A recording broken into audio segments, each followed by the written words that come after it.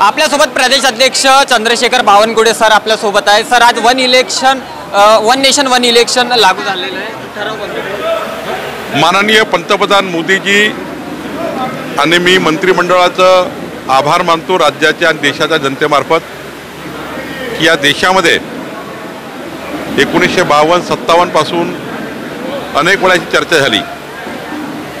अनेक सरकारांनी फक्त विचार केला पण अंमलात आणला नाही।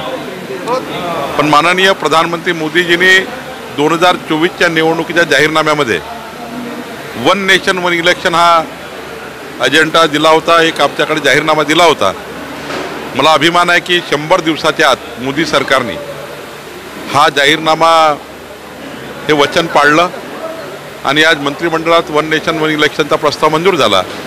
लवकरच लोकसभेमध्ये राज्यसभेमध्ये जाईल आणि देशामध्ये हा कायदा तयार होईल। यातनं मोठ्या प्रमाणावर देशाचा फायदा होणार आहे। दोन्ही निवडणुका एकत्र झाल्यामुळं मोठा पैसा वाचणार आहे, निवडणुकीचा खर्च वाचणार आहे आणि सोबतच दोन सरकार एका वेळा येतील, राज्य सरकार केंद्र सरकार, अधिकाऱ्याचा वेळ वाचेल, आचारसंहितेचा काळ वाचेल आणि यामध्ये एक कॉम्बिनेशन तयार होईल।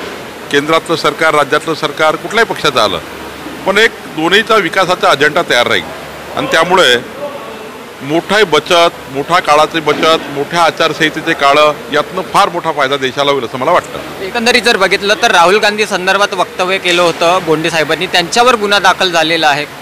नाही, राहुल गांधी किंवा अजून कोणी व्यक्तिगत स्वरूपाने या गोष्टीचं आम्ही समर्थन करत नाही, पण राहुल गांधींनी तोंड सांभाळून बोललं पाहिजे। राहुल गांधींनी ज्या पद्धतीने SC ST आणि OBCच्या आरक्षणाबद्दल बोलले, त्यांनी आपला अजेंडा दिला की आम्ही आरक्षण थांबवणार आहोत। आता आरक्षण थांबवणार आहोत ही भूमिका राहुल गांधींनी मांडल्यामुळं OBC समाजामध्ये, SC ST समाजामध्ये, अपंगामध्ये त्या ठिकाणी मोठ्या प्रमाणावर राग आहे। हा राग व्यक्त केला। आता राग व्यक्त करण्याचा हा प्रकार नाही आहे, वेगळ्या पद्धतीने करता येईल।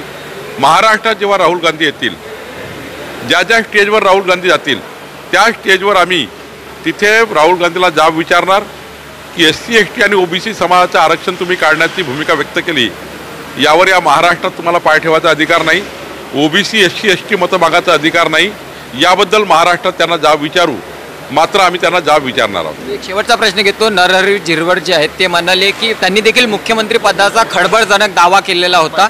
आता या ठिकाणी जेव्हा शिवसेनेने बंड केलं होतं त्यावेळेस मला मुख्यमंत्री करा, मी तुमच्या बाजूने निकाल देतो, प्रत्येकजण मुख्यमंत्री पदाचा दावा, तुम्ही कसे बघता? मला वाटतं महाविकास आघाडीमध्ये मोठ्या प्रमाणावर कॉम्पिटिशन आहे। शरद पवार साहेबांना सुप्रियाताईला मुख्यमंत्री करायचं आहे,